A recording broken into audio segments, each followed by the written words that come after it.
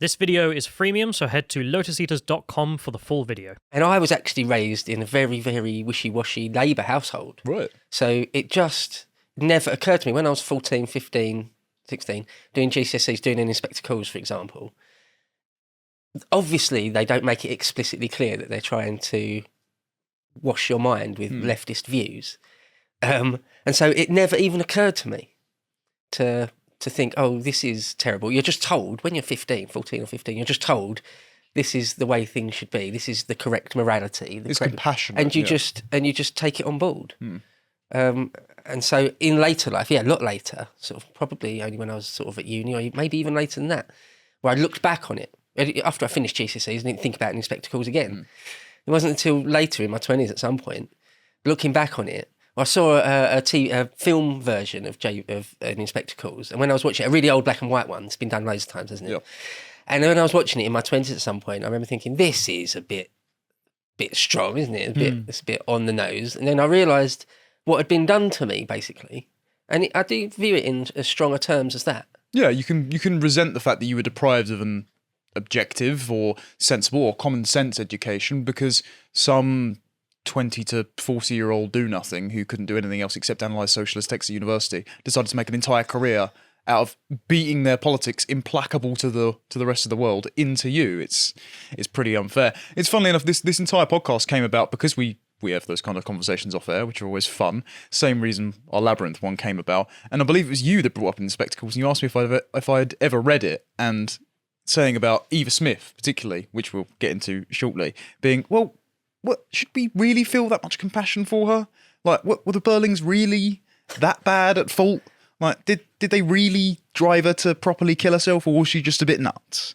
And that's not what you're taught when you're there. You're obviously taught it's a deterministic chain of events that, the stripping of workers' rights, the misogyny, the rape culture, all this nonsense leads this woman to take her life. Isn't it tragic? Shouldn't we tear up all of society because one woman cried and was on death's door? Well, it's not until you get older and you go, well, should she have a bit more personal responsibility? Is that something that we should be really telling kids, in that everyone's a delicate little flower and they can't stand taking any sort of personal ownership, otherwise they'll just tip themselves over the edge? Not the best message to put forward, is it? Well, I was taught that it's the point of the book, and I was taught it just on the nose. The Burlings are evil. Yes. The way they conducted themselves and the way they think is evil. And the woman, the poor girl, is just a poor put upon. She didn't do nothing wrong, and was driven to suicide by the Burlings. And I do actually remember thinking, this is one tiny thing I had at the time. I didn't say anything. I certainly didn't write it in my GCSE exam or anything. But there was one tiny thing, because she was supposed to have drunken bleach, wasn't it? I do remember just having a pang of thought at GCSE, thinking, but wait, how does that correlate? How's the cause and effect? They've done all these things to her. Okay, maybe. But why would you then, one, kill yourself, and two, by drinking bleach? Like, what on earth? And and as an adult, when you look back on it, she seems to have made a series of really bad decisions, really. You know, we'll get into it, I'm sure. Yeah, but like, Precy tries to exculpate her of her autonomy to try and drive home a collectivist socialist point. Yeah, I mean, like, just one quick example, I'm sure we'll get onto it, but the love affair that got her pregnant. So, sorry, was it a rape or not? Yeah, because it's taught it really as a rape. Matters. Yeah. If it was a rape, then okay. Yeah, then that's a real crime, and And he should be killed, not her. And right, okay, right. But it's not. No.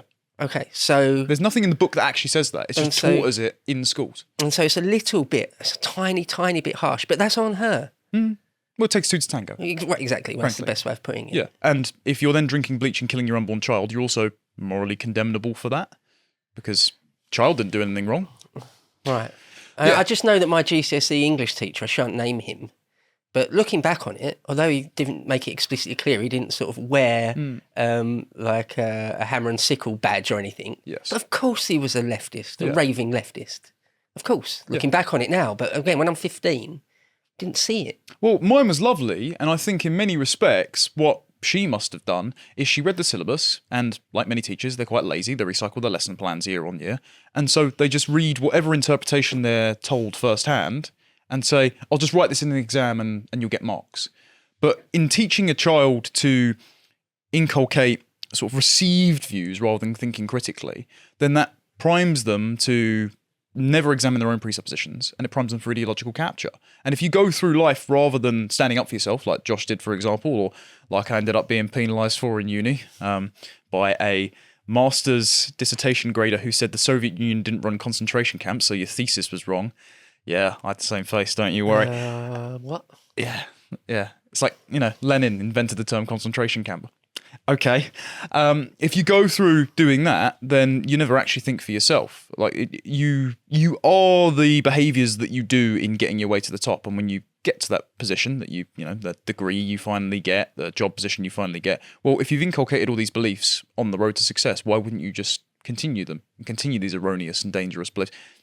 Silly stuff, and I don't think that's the right way to structure education. So we'll jump 2 feet first into the spectacles, shall we? Yeah, one of the most egregious. So I pointed out, and when I told this to you, you didn't quite believe me. This is a text that's on pretty much every GCSE syllabus and on the A-level drama one as well. And has been for a generation, though, as well. So Yeah. a whole generation infected. Its first performance was in the Soviet Union in 1945 in two theatres in Moscow's Kameny and Leningrad's Comedy Theatre.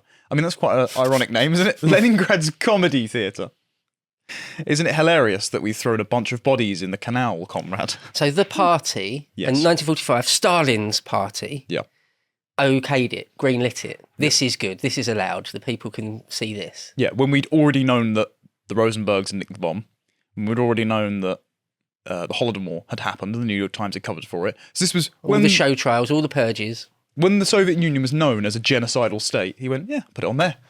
And this is taught, again, pretty much every classroom across the country. Fantastic. So as the characters we've already alluded to are Arthur and Mrs. Burling, the married Burlings, the industrialists, Sheila and her fiancé Gerald, their son, Eric, their maid, Edna, who just does nothing, Inspector Ghoul, his name obviously a homophone for ghoul, as in ghost, as in he's a spectre of either communism or their consciences.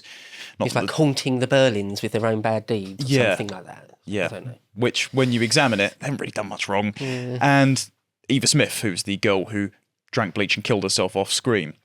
It's interesting, I found as well, reading back over it, when the stage directions for Ghoul are inserted in there when he's talking to Mr. Burling, he's constantly rebuking him or saying it like sharply. And I think this entire text is just J.B. Priestley's rather impotent socialist tirade against the straw man of the industrialist capitalist that he really dislikes. But that's why it doesn't quite connect up, because that straw man is entirely hollow. Marx's conception of capitalism was wrong from the off, not just in it that he's describing our inalienable right to work and trade, because not everyone does commerce just to maximise their profits. They just do it to get by and do it to get the things they want. And also things like labour theory of value just make no sense. I mean, if you put more hours into making mud pies, it doesn't make it more useful than an iPhone made on the factory line. And if you take that iPhone to a desert island, it doesn't make it more useful than a shovel. Obviously, all labour and commerce has relative value, but there you go. So just to be explicitly clear, J.B. Priestley was A foaming at the mouth socialist. Right. Shock. So just a broad point then before we jump into the text. Yeah. What I'm going to say, what a despicable thing for whoever chose that for the curriculum for school children. It's obviously very, very deliberately chosen. Oh, of course, yeah. It's very subversive. It's not like I would want, very, very right-wing things chosen either. Why are you trying? Why are they still trying to this day to? Well, they're not putting Ayn Rand's A Fountainhead on there, are they? Right. Yeah. Mainly because they wouldn't get it through it in a single curriculum. Or just something, or even just something that's completely neutral, just something that's just wholesome.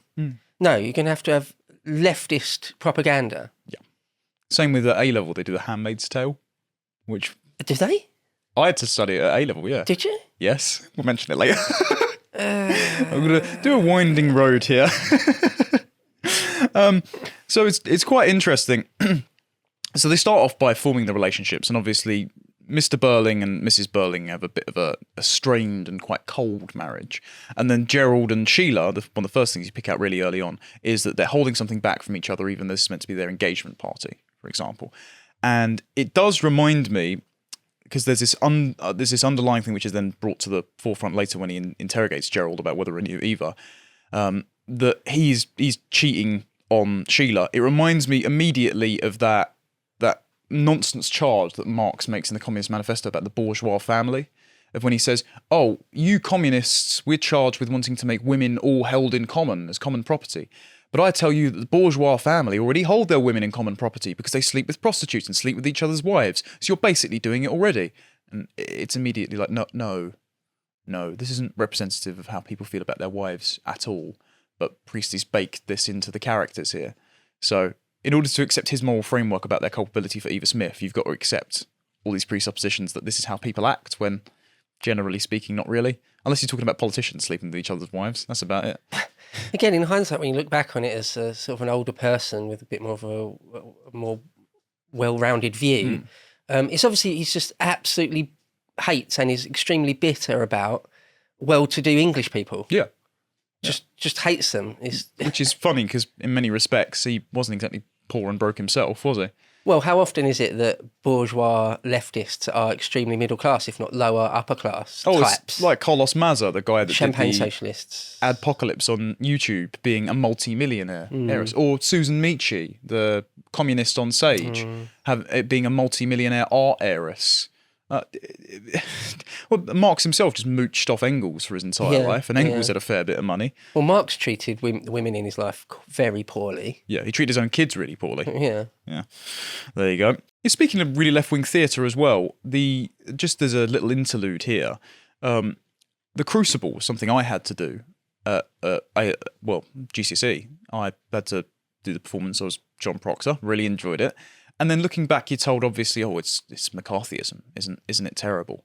And the historical revisionism, which is very frustrating, I'm sure really annoys you as a historian. But when you go back and look at something like The Crucible, especially when taught in tandem with Spectacles that was performed in the Soviet Union at the time, when they're talking about McCarthyism as some kind of American witch trial, they're talking about it as if the Americas were the most repressive place possible, whereas Spectacles was being performed in Russia as a bastion of artistic freedom.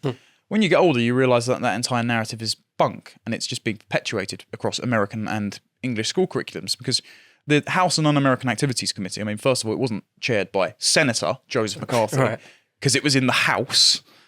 McCarthy as well was a Republican, sure, but the guy who led the House and Un-American Activities Committee was Roy Brewer, a Union Democrat, which is really bad for the narrative. And then I remember being taught, even as far as university, for example, that all of these witch trials were being fueled by Walt Disney's love of Nazism, because he was dobbing all his communist employees in. But it turns out, funnily enough, that smear was invented by the Hollywood Anti-Nazi League to attack Disney's legacy, because he came into conflict with the Cartoonist Union, who were funded by Herbert Sorrell's Conference of Studio Unions, who in turn were funded by the Soviet Union. And the allegations were first printed in the Daily Worker, as was the term McCarthyism. It's like, right, so it's just a chain of communist smears that have then been baked into one literary text, which have then been put into the curriculum, which is then filling school kids' heads with a bunch of nonsense. I found this really good quote as well. I think Harry set me onto it a little while ago. Have you ever watched anything by Eliza Kazan? No. So he's the guy that did Streetcar Named Desire and On the Waterfront. Okay.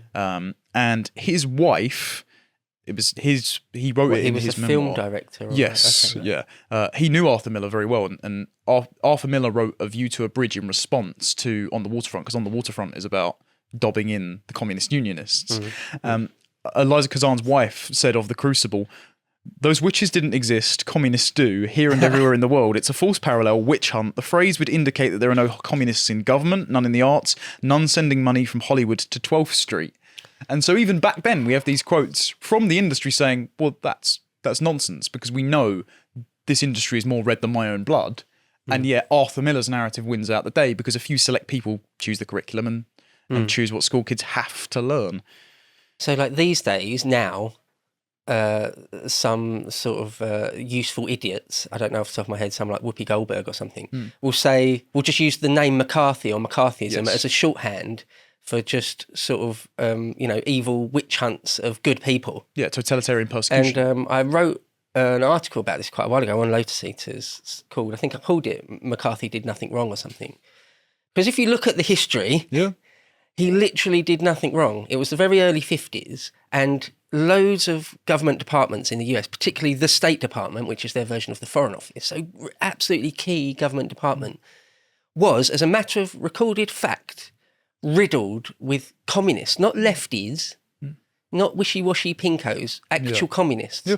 It was awash with them. You mentioned the couple that gave all the Soviet nuclear... The Rosenbergs, yeah. Gave the nuclear secrets. I mean, what McCarthy was trying to do was protect his country. It's as simple as that. It was a wartime front, and you can't have a fifth column fester within your country that wants to sell your weapons plans to the enemy. There were Stalinists all throughout the American establishment, and they really were. That it's not paranoia from him or his type or anything. Yeah. His country was being absolutely subverted. Still is, has been. It's finished. They completed their job. Yeah. But at that time, he was doing the correct thing. And so, maybe they might have brought in for questioning a few people that were entirely innocent. Oh, well, if that's the price to pay for trying to protect your country from Stalinists. Yeah. And it wasn't even that many. And then you talk about the House committee. Again, Hollywood absolutely riddled. Oh. So I've got no sympathy for any of them. And I will not ever accept that McCarthyism is like someone like AOC will just use it. Yeah. I doubt she knows anything about the facts of the matter. No. We'll just use it as a shorthand. Even if they found actual genocide denying communists, the type that said that my dissertation was wrong because the Soviets didn't run concentration camps, she'd ally with them. And that was the truth of it. That this McCarthyist smear has only been thrown out in the same way that there was that 1943 directive from the Communist Party that is a bit apocryphal. We don't know if it was true or not, but that was being read out on film. I'm sure you've seen the black and white footage, and it says that the communists should call anyone who stands in the way of communism a fascist or a Nazi. And God, has that come to the forefront nowadays? Because McCarthyism is synonymous with fascism, and again, that's on every school curriculum. So, well, now whenever I hear anti-racist, anti-Nazi, or I just hear rabid socialist, that's what I hear. Yeah, which is a real shame because it's obviously a real shame. They've just subverted something that could be decent and good. Non-objectionable, yeah. Yeah, because objectively, there's nothing wrong with being anti-racist, but that's just been completely subverted into you must support racism against white people to correct discriminations of the past that we've just fabricated out of thin air. Right, yeah, because there was racism in the past, now you must accept your demographic being changed forever. Yeah, because someone was enslaved on another continent, you who has never enslaved anyone and me who has never been enslaved, I am entitled to your money. Right. There's something wrong there. Can't quite put my finger on it. Maybe it's the injustice of I didn't do anything wrong and you aren't entitled to anything of mine. But you can't give up the grift because it's far too profitable, isn't it? You must be endlessly gaslit and browbeaten because of the transatlantic slave trade and forget that the abolitionist movement was British in most ways and we went around the world stopping slavery by force. Yeah, and the Beninis, for example, the actual prosperous African kingdom, which was recently depicted in The Woman King as a Hollywood blockbuster of female black empowerment. King Gezo, who ran that, said, "The slave trade is the lifeblood of my people. My mothers lull their children to sleep at night with songs of an enemy vanquished and reduced to slavery. That's why I won't give it up." That's a direct quote, by the way. Oh, right. Yeah, and the British were the ones that ended that. It's a bit different to the way Wilberforce thought about the issue. just a tad. Anyway, so back to Inspector Calls, I suppose. Speaking of socialist cringe, let's talk about Mr. Burling, shall we? Yeah. I really like this opening bit where Mr. Burling's in the drawing room listing off all these things because Priestley is so clearly trying to set up, isn't he a fool? He doesn't understand what's coming in 1912. All the dramatic irony. It was performed 30 years after. So he says, "When you marry, you'll be marrying a very good time. Yes, a very good time. And soon it will be an even better time. Last month, just because the miners came out on strike, there's a lot of wild talk about possible labour trouble in the near future. Don't worry, we've passed the worst of it. We employers are at last coming together to see that our interests and the interest of capital are properly protected. We're in a time of steadily increasing prosperity." And then Eric says, "What about war?" And he said, "Glad you mentioned it, Eric. I'm coming to that. Just because the Kaiser makes a speech or two, or a few German officers have too much to drink and begin talking nonsense, you hear that some people say that war is inevitable. And to that I say, fiddlesticks. The Germans don't want war. Nobody wants war except some half-civilized folks in the Balkans. And why? There's too much at stake these days. Everything to lose and nothing to gain by war." And then Eric tries to interrupt and he says, "Just let me finish, Eric. You've a lot to learn yet, and I'm talking as a hard-headed, practical man of business. I say there isn't a chance of war. The world's developing so fast it will make war impossible. Look at the progress we're making. In a year or two, we'll have aeroplanes that'll be able to go anywhere, and look at the way the automobile's making headway, bigger and faster all the time, and then ships. Why, a friend of mine went over this new liner last week, the Titanic. She sails next week, 46,800 tons, New York in 5 days, and every luxury and unsinkable, absolutely unsinkable. That's what you've got to keep your eye on, facts like that. Progress like that, and not a few German officers talking nonsense and a few scaremongers here making a fuss about nothing. Now you three young people just listen to this and remember what I'm telling you now. In 20 or 30 years time, let's say in 1940, you may be going to a little party like this, your son or daughter might be getting engaged, and I tell you by that time we'll be living in a world that will have forgotten all these capital versus labour agitations and these silly little war scares. There'll be peace and prosperity and rapid progress everywhere, except of course in Russia, which will be always naturally behind. Okay, so JB Priestley's putting those words in his mouth to say, look at this fool who doesn't know what he's talking about, and the few views he does have are horrible and wrong. Yeah, and he couldn't predict how progressive and industrialised and wonderful Russia will be where we're putting this play on right now. But for me, it's quite funny. Not only is he trying to say that Berling is unaware of the spectre of communism which haunts all Europe, as Marx opened the Communist Manifesto with, but that first paragraph where he's talking about how material progress will abolish all war, isn't that the exact doctrine of socialism and the global expansion? It's the same thing as the neoliberals' golden arches theory of where if you generate enough material prosperity, which will come about because of the proletariat overthrowing the bourgeoisie, and suddenly everyone that staffs the factories, rather than being able to set one up, will suddenly know how to innovate and generate endless amounts of wealth because we're all some sort of hive mind and we don't have differentiated intellectual capacities apparently. Somehow that will make the world entirely peaceful and we'll have an end of history and things will be a constant, unchanging thing of human prosperity. Isn't that just the argument made by the communists as well? Except theirs is a lot more bloody, whereas he's saying, well, we'll just innovate and generate and export and hopefully people will be materially happy enough that they don't start fighting each other.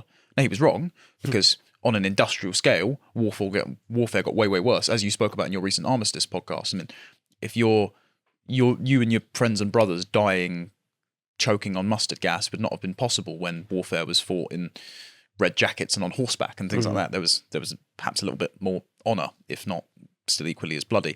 But the idea that somehow the communists don't believe the same thing of exporting all this technology everywhere and it will come to a mass apotheosis of human liberation, it's nonsense. Priestley just doesn't like his brand of how it goes about. Yeah, Priestley obviously there is trying to say that just industrialists like Mr. Berling, or just capitalism in general, is in fact terrible and evil. And so you get this idea, even now, people like, I don't know why I'm picking on her, but someone like AOC or someone like that, some almost know-nothing leftist, will say things like, it's capitalism that keeps people poor. All the third world is poor because they've been exploited by the capitalist West and things. Yes, the Lenin imperialist doctrine. Yeah. And of course, capitalism doesn't necessarily put food in people's mouths. However, it has caused a lot less starvation than socialism, communism. I mean, you just know anything about the history of communism. The Holodomor or Mao's famines, modern day Venezuela, modern day North Korea in the 90s. No, if you're worried about people going hungry, you're going to probably want capitalism to sort that out. It will sort it out quicker than will communism. And yet we're told, it just keeps people poor. Now, if you look at the world in the broadest possible sense, the whole world has been made richer by the capitalist system. Everyone goes up a bit. Of course, there are still starving people in the world. Yes. Of course. And was it Churchill who said something, I'll be paraphrasing here because I can't remember the exact quote, but he said something like, even though capitalism, Western's democratic capitalism is bad, it's still the best we've ever come up with. Yes. It's way, way better than socialism. Yeah. Socialism hard bakes in famine. Yeah, it's the controlled demolition of human prosperity because humans, our natural state is privation, is poverty, is hunger. The forest doesn't provide an abundance of things to eat. If anything, it just provides an abundance of things that kill you. And so we have to socially organise and protect ourselves and innovate to keep ourselves alive. And I actually resent in many respects how they conceptualize capitalism as a system. I think now where we're seeing things like ESG scores and international institutions saying that how businesses should operate towards woke social causes rather than delivering a profit for their shareholders, it's become a proper system to accrue capital and trickle it up. But beforehand, when you're just describing free trade, that's just our right to work and earn and keep a living. Whereas socialism baked in is the collectivization of all property, the expropriation of it, the ignorance of things like the tragedy of the commons, where, I mean, if you ever see property held in common, it's not exactly a great thing, is it? Look at any lift in a tower block or a park bench and tell me it's not defaced and covered with urine, you know? So baked into that system is the exact privation they accuse capitalism of generating. I'd rather take my chances on a slow tide which raises ships from less than $1 a day 100 years ago to now poverty is generally, before the lockdowns at least, relative rather than absolute, than a system which will deliberately immiserate me, and if I complain about how hungry I am, will shoot me in a camp. Yeah. I mean, there's in Frank Dicotta's book, not just his one, any book actually about the Maoist era, where you have property that's all held in common. It won't make you happy. No. That will not make you happy. In fact, what happens is people don't care about that property. Yes. They'll just use it till it breaks and leave it where it is in the field. And that's it. And if the state, which almost inevitably will happen, if the state can't replace it, well, so that's it. That's the end of the story. You don't get any property at all then. Yeah, you just go hungry. And so... Well, and yeah, because of the infallibility of Marxist doctrine, which is the whole reason the state can make itself totalitarian in the first place, because we're empirically correct and we're just implementing utopia, don't get in our way, comrade, they will never adjust their schema when something goes wrong. My favourite example that Dicotta put in Mao's Great Famine was the war on sparrows. So what happened is the crop yields weren't coming up all good for a specific year. So Mao decided to declare war on nature as a revolutionary enemy. That's literally a line, wasn't it? Yes. We have declared war on nature. Yeah. It's insane. Sorry, it's the modern trans movement. So he decided to say it's all the sparrows' fault for eating all the seeds. So every day people were shooting sparrows, getting up on their roofs, banging pots and pans together like they were clapping for the NHS and scaring all the birds off, till sparrows were dropping en masse, dead from exhaustion. And they defeated all the sparrows, and what happened that year was the crops were even worse. There were none left because all the bugs ate them instead, and the bugs weren't being eaten by the sparrows. So if the sparrows were eating 10% of seeds, well, the insects were eating 90%, and the sparrows were eating all the insects. So not only can you not declare war on nature as a revolutionary enemy because, well, nature isn't sentient, it's not working actively against you, you're just part of the food chain, unfortunately. But also there are unintended consequences for meddling with the ecosystem. Right. But the socialists never admitted fault. Right. Instead, Mao just said, that was the fault of the leftists, and I declare myself now a rightist. It's constant semantic repositioning to pretend that you're infallible when people are literally dying in their own homes with nothing to eat. There's a food web. So if you kill all the sparrows, then there will be a giant infestation of the bugs that they would have eaten. Yes. It wasn't just the sparrows, it was other things like flies. He declared war on flies. It's so mad. Because someone had come to him, one of his advisors, and he said, Mao had asked, how can we make the yields bigger? And someone had just said, well, sparrows eat a lot of it. Yeah. And that's it. So that's as far as the reasoning went. He said, okay, a war on sparrows now then. Like, it's really childish. I mean, it's just mad. It's just a madness. But this is who Arthur Miller, J.B. Priestley, et al. Were throwing their lot behind, and this is who we have to deal with. The last thing just to say, I think maybe before we have to move on, is about sort of the socialist or communist view of economy is that, again, hard baked into it, is sort of one of the definitions of socialism, and then later, fingers crossed, communism, is a command economy. Yes. Is where the entire economy, price fixing, and the central government, the party, effectively, controls everything to do with the economy. Okay, that has never and will never work. No. Diocletian tried that in the very, very early Christian period, in the 300s AD. It didn't work then. It will never work. You need markets. They've just tried to do that in Turkey with police officers walking around with clipboards checking the price of biscuits, and it's resulted in 80% inflation. Right. It just doesn't happen because the state commissars can never keep pace with supply and demand in real time. It's not doable. It's not a doable thing. No. It comes out of just like, let's just kill all the sparrows. It's like that. It's like, let's just fix prices. Yeah. Solve homelessness, just give them a house. You're not thinking one step ahead. in North Korea, for example, quite recently, relatively recently, in the last few years, when Kim Jong-un got in, they allowed markets, like unofficially, but the state allowed it unofficially, to have very, very small markets, usually on the outskirts of towns, where people could buy a coat or a bit of soap.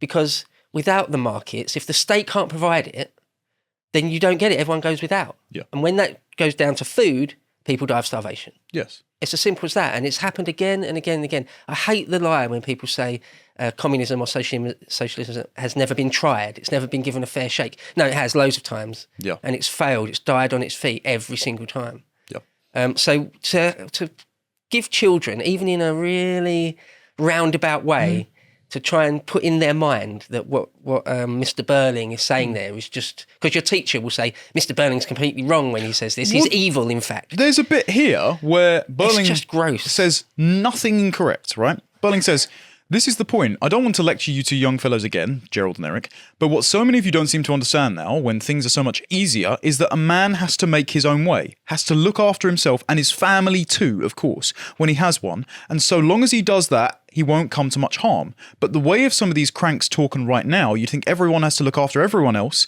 as if we were all mixed up together like bees in a hive, community and all that nonsense. But you take my word for it, if you youngsters, and I've learned in the good hard school of experience, that a man has to mind his own business and look after himself and his own. Okay? Perfectly normal, reasonable, rational. That's just masculinity. That's just be a responsible man, earn a living, look after yourself so that you're of use to the family that you earn and keep. And he says community there, but what he really means is the collective. Because communitism is a British value, is to have small local parochial communities like out in the Cotswolds, where Gladys goes and makes a Victoria sponge and gives it to the church faith. That's wholesome. He doesn't mean community. He means encompassed in the collective of the state. Because if he didn't, why would you perform it in the Soviet Union?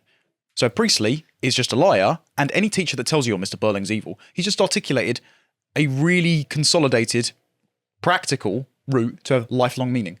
Right, yeah. And I would say it's even broader than that, that it's not even necessarily how an individual man and his family unit works. That's how civilization has always worked. All the progress we've had of civilization is built upon what Mr. Burling there. And just to be clear to everyone, J.B. Priestley's putting those words in Mr. Burling's mouth to say how wrong this man is. Yeah, because what he's an the idiot one, this man is. He's the one he's blaming for this woman's suicide. Pure subversion. Exactly. Disgusting. So speaking of the suicide, I suppose Inspector Gould then turns up and says that Eva Smith, there was a woman that was taken into the infirmary this afternoon because she'd swallowed a lot of disinfectant. She was in great agony. They did everything they could for her at the infirmary, but she died. Suicide, of course. And he said, I've been round the room she had, and she left a letter there in a sort of diary. Like a lot of these young women who get into various kinds of trouble, she used more than one name, but her original name, her real name, was Eva Smith. And so he then goes through the list of what they did wrong. And he goes to Mr. Burling first. And he says, Mr. Burling, how did you know this woman? And Burling says, well, it's my duty to keep labour costs down. I'd agreed to her demands for a new rate. We'd have added about 12% to our labour costs because she decided to lead a strike action in his business and his competitors were charging far lower wages and all of his workforce went on strike and so he couldn't turn a profit. And then he said, right, you know what, I'll just wait out the strike because of course they need to come back and they need to earn a living. And then when they come back, they can negotiate more reasonable demands. And so he did actually end up negotiating. He said, I refused, said I couldn't consider it. We were paying the usual rates, and if they didn't like those rates, they could go and work somewhere else. It's a free country, I told them. Right. What's wrong with that? Yeah. It's literally nothing wrong with that. In fact, he was quite generous. Yes. Some companies, when people strike, they just fire everyone. Yeah. Get someone in that next day. Yeah, he just said, come back in 2 weeks. And he said, the strike after a week or two was finished, peaceful affair. Well, we let them all come back, all the old rates, except the 4 or 5 ringleaders who'd started the trouble. Right, so the people that actively tried to destroy your business, trying to extort you for more money. Communists. Yes, actual communist subverters. And those existed, by the way. That's not just conspiratorial. Oh, yeah, my granddad, for example, he used to work on printing presses for the newspapers. And we've got this joke in my family that it went from like, he was printing the papers and now I've been writing in them for other. So it's a nice little lineage there. He said, he still remembers the names of the two fellas. I can't off the top of my head. But he said every lunchtime they used to get up and they used to talk about, we are the workers, we are the collective. He used to hold a little communist red book and everyone in the lunchroom just used to walk past them and go, yeah, whatever. They felt no kinship. It was very much like in Carry On at Your Convenience where the main guy goes, brothers, must we not strike, brothers? And when all their wives walk past them, they just go right back to work because we don't want to get reprimanded by the missus. Right, yeah. There are actual communist subverters. There were in the through here from the 10s to the 70s, trying to destroy British industry because they wanted to emulate actual genocidal nations. Now, if you're trying to barter for more pay because of inflation, for example, if you're in a private enterprise, sure. And some strikes might be warranted given working conditions. If you're in Amazon, for example, or in JD Sports, when you're chained up and some woman has to give birth in a toilet, fair enough. But here he's saying, well, we're paying the usual rates. But I'm not ripping them all off. She just wanted more money because she'd had her head filled with the exact kind of nonsense that JB Priestley was agreeing with. So what did Mr. Burling do wrong? Nothing. He just dismissed the people that were trying to set revolutionary dynamite beneath his livelihood. In theory, I'm not against the concept of trade unions and workers' rights. I'm not, in theory, against that at all. The thing is, it nearly always, in practice, gets subverted into some ultra-leftists holding their Mao's little red book. Yes. Just trying to destroy the company. Yep. One thing I'd like to say is that it is set in pre-World War I, isn't it? And there were and it's a historical fact, there were tons and tons of strikes, loads of strikes, nationwide. And just a very quick word on that, I think it's worth saying that loads and loads of industries were on strike for quite a long time. And I don't know if anyone out there remembers the miners' strike with Thatcher in the 80s. And how they were real strikers, and it was a real clash of wills between the government and the trade unions. And so, but now today, like a lot of things, we've got like just a pathetically watered down version where, for example, the teachers' union will go on strike and say, we're going on strike for 2 days. That's the strike. Well, that's not a real strike. That's nothing. That's children playing, LARPing at striking. The whole point of a strike is that you hold out until you get your demands or not. So again, our modern world is just sort of a pathetic shadow of what people used to be like. But I think it's because the government itself operates a lot of the times on Priestley's conceptions, so they know they don't have to strike that long, because if they hold out for a tiny bit, very small amount, they'll get the more amount they need. Like Jeremy Hunt just announced his budget yesterday at time of recording, of course, and he's dumping billions more into education. But why? It's not necessarily that the school system is broken. I mean, the funding model with the Academy Trust, for example, is just rife with the ability to money launder. That happened at my school, and someone was sacked over it. But the main problem was lockdown for 2 years. Kids had no access to classroom materials. Some of them never even had any Zoom lessons. Some of them had no face-to-face teaching. So if they were particularly young, they couldn't develop the auditory and social skills that they need. That's the main issue, and just throwing more money at the problem won't fix that, especially when you've got problems like this baked into the curriculum where you're not giving kids a proper education that's edifying in the first place. One more quick historical example was during Reagan's tenure as president, there was some striking going on with the federal employees at airports or air traffic control, something like this. I can't remember the exact details, because the point is he just fired everyone. Yeah. He just fired everyone. Just people want those jobs. They're decent jobs. We'll get new people in very quickly. So he just fired everyone. Mr. Burling's not even doing that. No. He's being quite reasonable with them, really. He said, the girl had been causing trouble in the work, so I was quite justified. So, yeah, entirely. You didn't cause her to kill herself. She tried to destroy your business. You said, right, everyone else can come back, except the strike leaders, which coordinated this to try and strip away my livelihood when I was paying you a rate that was competitive with my competitors, which you could live on. And so she took that into her hands and she went and got another job. How's that his fault? She made the decision to act like that, to be like that. So in my mind, it's one strike for Eva Smith and none for the Burlings at this point. Let's go on to the second Burling, shall we? Okay. Sheila. Now, this is the most egregious one, I think, because this is really unfair to this girl. She seemed a little bit petulant, a little bit vain. She contributed in no way to this girl killing herself. So Sheila actually made a complaint to the manager at Millward's department store because she saw the sales assistants, one of which was Eva, laughing at her when she tried on the dress, which seemed inappropriate as a sales assistant. Like, I've worked in retail, and it wasn't fun working in the men's department store and seeing people fight over trousers and just dropping towels on the floor that you had to go over and pick up. And there's a giant sign called changing room, and they go, "Hey, boss man, where's the changing room?" I'll just point upwards and go, "There you go. It's the 100th time I've done this today." But you are a professional. You don't stand around mocking your clientele, especially if it's a prestigious department store. Yeah. I always found that thing a bit weird, and in a couple of different movie adaptations I've seen of it, they usually show it a bit different, whether it's an extremely subtle smirk or whether she's actually laughing at her. But I think in the play, it does say she laughed at her. Yes. Like, why though? I mean, why was she laughing at her at all? I think so. Sheila seems to have blown it up a bit Yeah. because she is very insecure, right? Yeah. Shock. Lots of young women are very insecure about their appearance, particularly these days with Instagram and TikTok and everything distorting their perceptions. But how many years ago? Okay, she's a young woman. She might be a bit entitled. She might be a little bit narcissistic, but she wasn't responsible for the girl losing her job. That was her manager. Right. If you make a complaint and say, I think your staff are being a bit untoward, they seem to be laughing at me. Could you investigate, please? Okay, the shop threw out on her ear. Right. Not her fault. That's because of the woman's behaviour. Right. She says, basically, she admits as well to being a bit insecure. Says, I've gone to try something on. It was an idea of my own. Mother had been against it, and so had the assistant. So the assistant, Eva, was telling her don't put it on in the first place. And as soon as she tries it on for her own volition, she laughs at her. Me.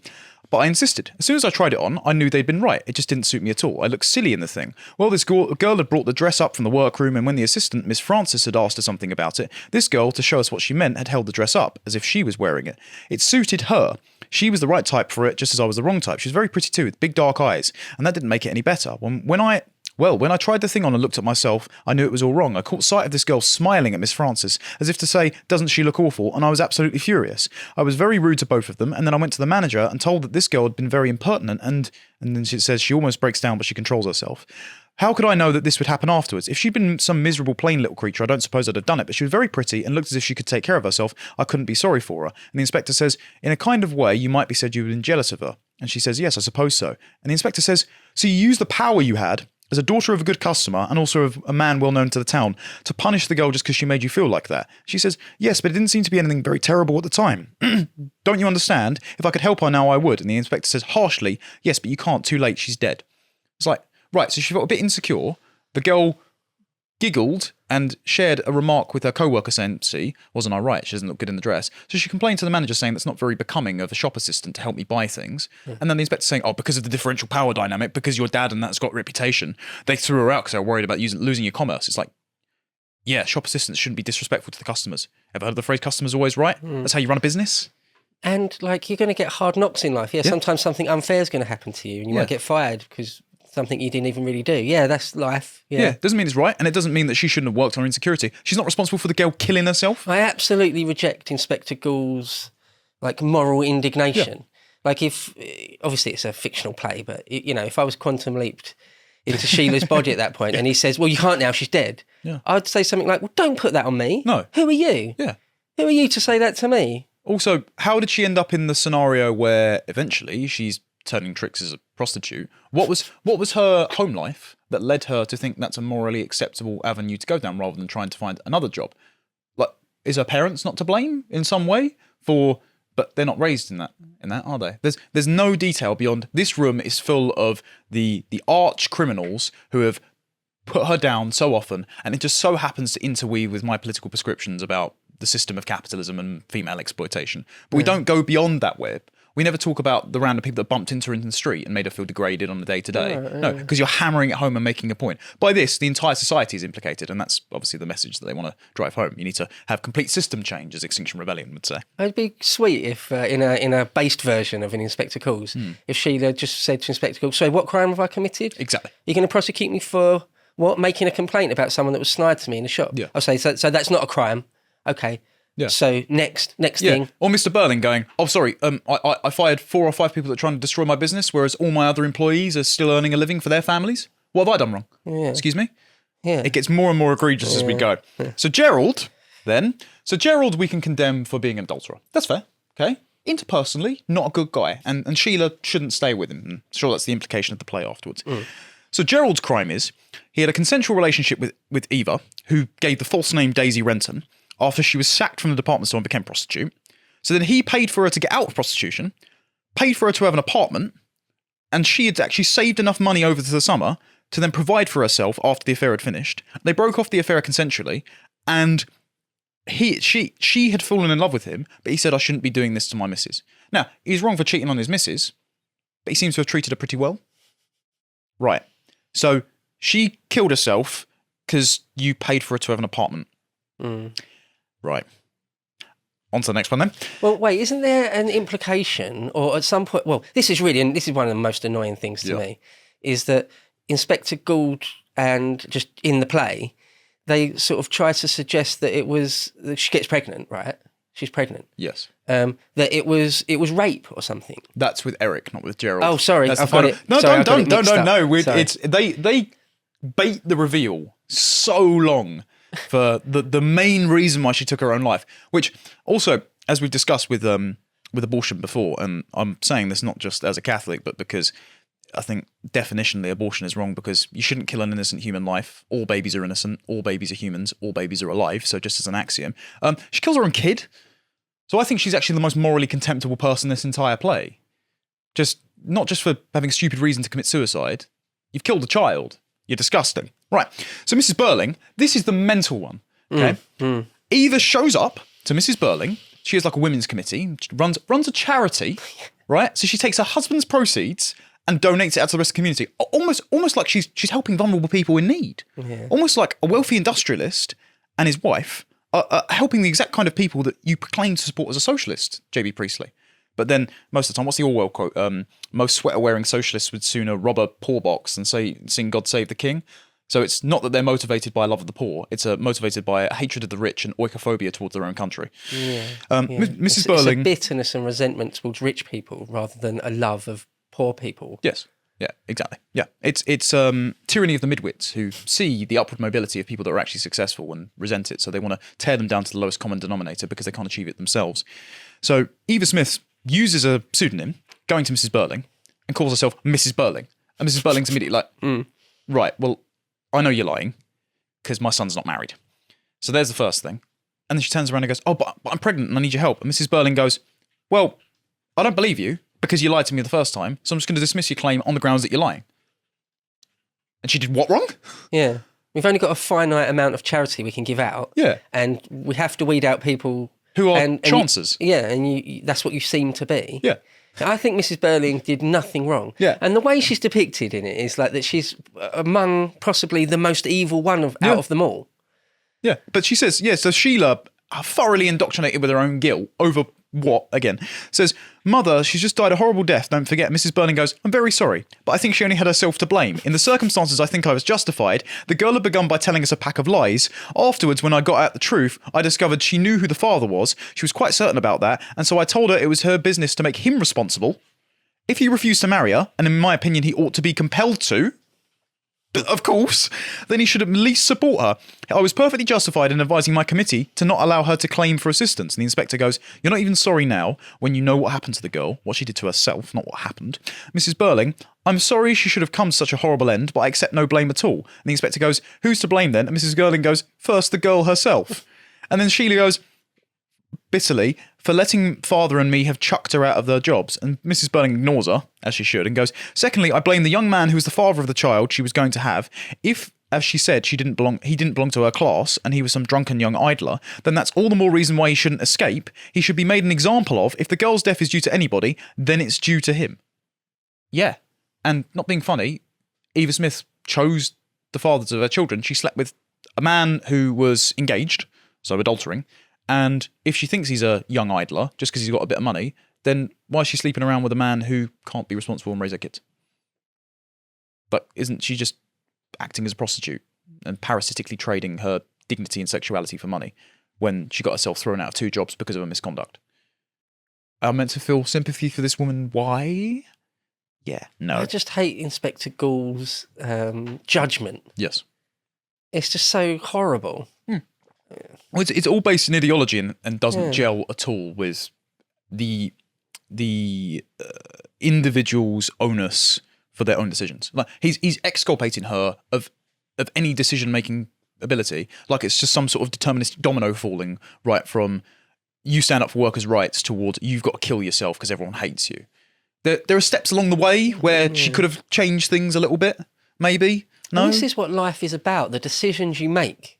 You know, big ones, obviously, what relationships you're in, what jobs you take, what actions you do in the world. That's what it's all about. It's on you. Yes. Right? At all times. And that's the way it kind of has to be. Yeah, I think I'm not sure if it's George Bernard Shaw or T.S. Eliot. I think it might be T.S. Eliot that wrote a play it's a cocktail party. I can't remember who wrote it, but there's a woman in the play, and she's talking to a psychologist, and she goes, when he's listing off all these mental disorders and all this Freudian nonsense, she goes, "Oh, I hope there's something wrong with me." He goes, What do you mean?" And she goes, "Well, the world's in such a state that I'd rather it be me that's crazy because I can fix that than the whole world because I can't fix the world." It's like, you should be glad that there's something wrong with you. Don't get me wrong, there are definitely things going on in the world at the moment that are awful. I mean, Russia and Ukraine having a battle, and we're having to foot the bill for it because our politicians keep sending them billions hand over fist. The money printing, the lockdowns we had no say over, the World Economic Forum, the UN pushing ESG scores and moralising businesses, trying to make it so that get woke, go broke doesn't exist anymore, and you're forced to buy from these industries. And if you say the wrong thing on social media, you can't even use a currency. All that sort of stuff is way above our heads, and we try and battle it on this podcast and raise awareness, but it's going to take a hell of a lot of a political will disseminated among the population to change. But if there's a personal issue, like a relationship, then after every failed relationship I've had, and I've had some bloody terrible ones, I go, yeah, it's my fault for picking the woman. Like, no matter what she did, it's also my fault. And so I have to recognise what errors, what oversights, what excuses I made that got me into that situation that got me exploited in the first place. And if it wasn't my fault, then how am I going to correct that error in the future? I've got to be glad that there's a problem with me, because if I can fix that problem, I'm going to do better. I'm not just going to drink bleach. No one forced you. Yeah. Right. I suppose an extreme version of example is, I saw in the news the other day, it's not all that uncommon. Some woman's got like 8 kids or 13 kids. And she's saying it's not fair that the state won't pay for everything. It's not fair. Like I think it was in America, a woman saying, someone's got to pay for all these kids. Yeah.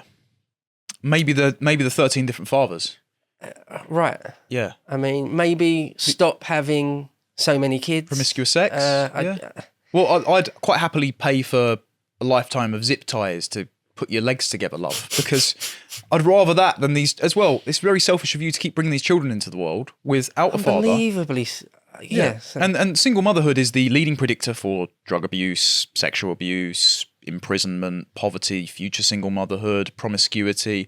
If you look at every porn star and prostitute, they talk about how they were abused as kids, either in group homes or by their mum's boyfriends. They were all products of single mothers as well.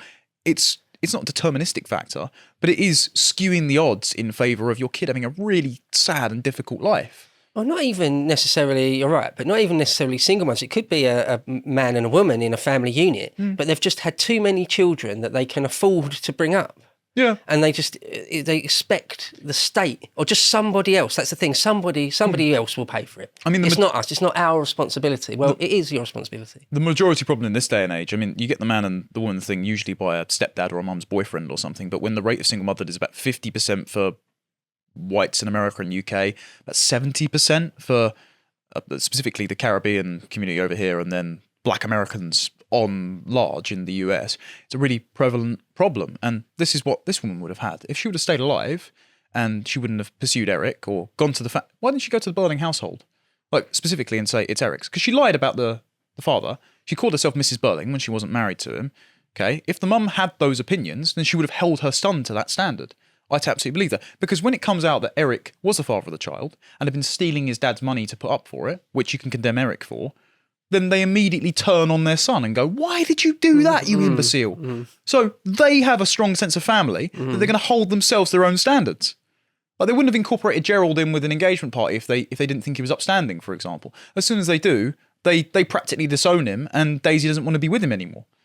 So if you would have incorporated yourself into that family because you've got a kid, they probably would have paid for it. But no, you drank bleach instead. And it's capitalism's fault. Yeah, it's the Burnings' fault and capitalism, yeah. Okay. I'm glad that you raised the Eric thing earlier, by the way, because I've seen the suggestion in ancillary criticism that it's a rape. You are taught as a kid that it's a rape. There's nothing in the text at all that says it's a rape. Because she went back and met with him afterwards, and they continued seeing each other. And he offered her his dad's money to support with the kid. Well, isn't there a line in it, if I recall? It's been quite a while since I've actually read the play, but isn't there a line in it where Inspector Gould is sort of trying to put it on him, saying, was it a rape though? Was it? And he sort of says something like, well, no, not exactly, or something. No. He says something like, not exactly. Anyway, the point is, J.B. Priestley writes into it that explicitly that it wasn't a rape. Yeah. Okay. So But we're taught it is. So again, Inspector Gall, where's the crime? What are you going to prosecute me for? Yeah. What exactly have I done wrong? Despite your moral indignation with me, no crime has been committed. And then if the complaint is, okay, there are blurred lines, they were drinking, this woman sleeping around and capitulating to male desire has led to her exploitation, then why, under the guise of liberation, did feminists in the 60s and 70s make every woman Eva Smith? Why is the sexual revolution to turn every woman into an empowered prostitute? Not that they all are. It's a funny way of putting it. OnlyFans is now pervasive pretty much everywhere, and it's a digital red light district, and more women than ever have been using it, especially under the pandemic. Don't look at a bar graph if you want to be of their user base, if you want to retain your faith in humanity. But why, if the feminists had your best interests at heart, and they're all avowed socialists, Simone de Beauvoir, for example, the person that wrote The Second Sex, the feminist Bible, said to create female liberation, we have to abolish the 3 Ps, to summarise it, patriarchy, property, and parenthood. And it's that last one that's the key here. You just wanted to demolish the family. You wanted to demonise the family unit. And that's what this is. This entire text is saying the nuclear family is just a pack of lies. All your wives are held in common. You're all cheating on each other. You're all callous. Capitalism must be destroyed. Everyone must live in an atomised society where you don't even know who the parents are, and all property must be in common. You're evil and subversive, and your morality doesn't quite line up. I was gonna use the word evil at that point, but you got there first. The last speech, speaking of evil, of Inspector Gall before he goes away, is he says this: just remember this, one Eva Smith has gone, but there are millions and millions and millions of Eva Smiths and John Smiths still left with us, with their lives, their hopes and fears, their suffering and their chance of happiness, all intertwined with our lives, and what we think and what we say and what we do. We don't live alone, we are members of one body. We are responsible for each other, and I tell you that the time will soon come again. If men do not learn that lesson, then they will be taught it in fire and blood and anguish. Good night. We are all one body. What? That's the literal doctrine of Italian fascism. That's the entire point of. That's Didn't think where you were the going to go word. there with it. Well, that's, Okay. that's where the word corporation comes from. It's corpus. Like the Soviets as well called their state apparatus, the people that rounded up people and interrogated them and threw them in the gulag and made them sign false conversions, the organs of the state. It's in George Frost Kennan's Sources of Soviet Conduct. He actually breaks down the internal party memos, and he says they call themselves the organs of the Soviet party. So if you're talking about everyone as one collective body politic, then you are immediately subordinate to what the brain, the central party apparatus, wants to do. And that's the doctrine of every single genocidal tyranny throughout the 20th century. And by that time, most of them had already risen up. J.B. Priestley knows this. The Nazis had fallen. The Italian fascists had crumbled, and the Italians had defected and switched sides. So he knows these are the doctrines, but he's just covering Soviet communism because he's an out-and-out communist, when they operated indistinguishably from the other side of the war.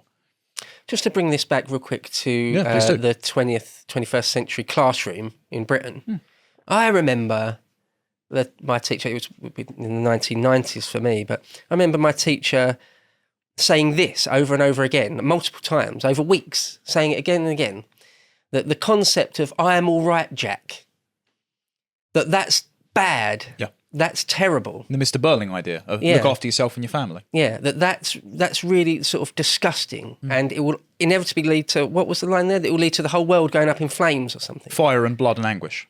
It's like, all right, Inspector Gall, sorry, who do you think you are? Where do you think you're coming from with that? Like, Also, it's just as if the First World War gross. imperial powers operated on the principle of "I'm all right, Jack, I'm going to leave my population alone." Because that wasn't the officers. The officers didn't believe "I'm all right, Jack." The officers believed, I could use these lads in the Shires as cannon fodder for my personal glory. It wasn't that you were earning your own keep. It's that you were willing to sacrifice other people for your own aggrandizement and a grand imperial project.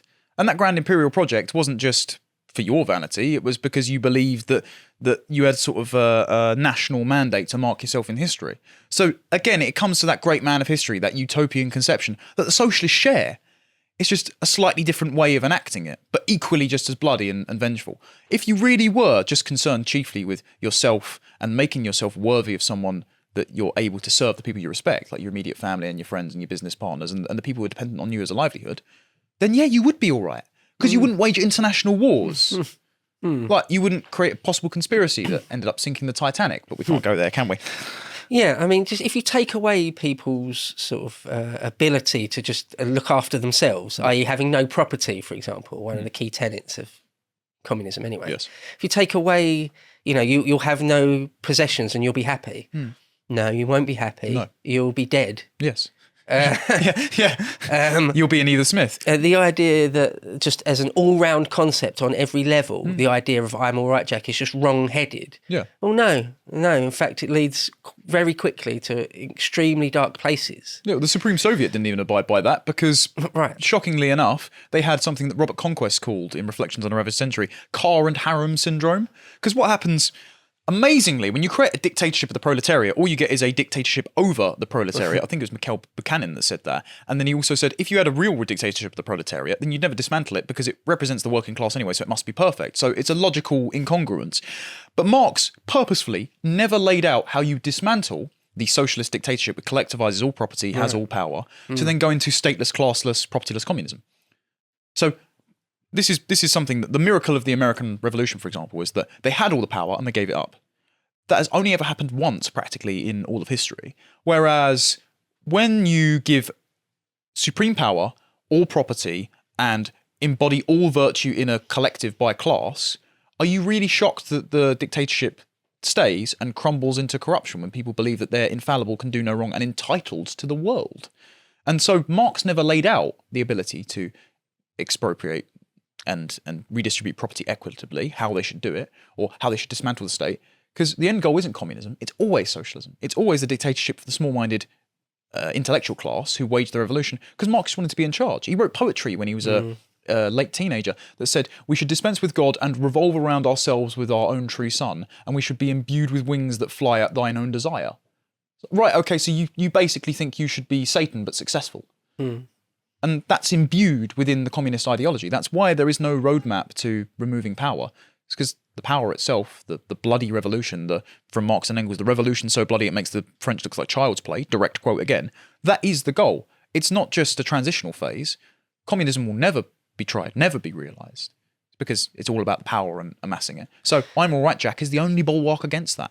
Mao wrote similar things as a young man, talking about the great men of history, that he considered himself to be one of those, and that wars and deaths and famines are just, it's okay as long as it means that I can be a great man, essentially. I'm boiling that down. But he wrote things you wouldn't believe. You sort of can't believe your eyes when you read the stuff he wrote in the 20s. One of the worst things he ever said... It's just a complete power fantasy. He was confronted, I believe it might have been by Khrushchev, who was speaking to him. It was in Robert Conquest's book as well, or it might have been an internal party apparatchik, who told him that nuclear war was on the horizon, shouldn't we be worried? And he said, even if half of the world is destroyed in nuclear annihilation, we will still win because the remaining half will be socialist eventually.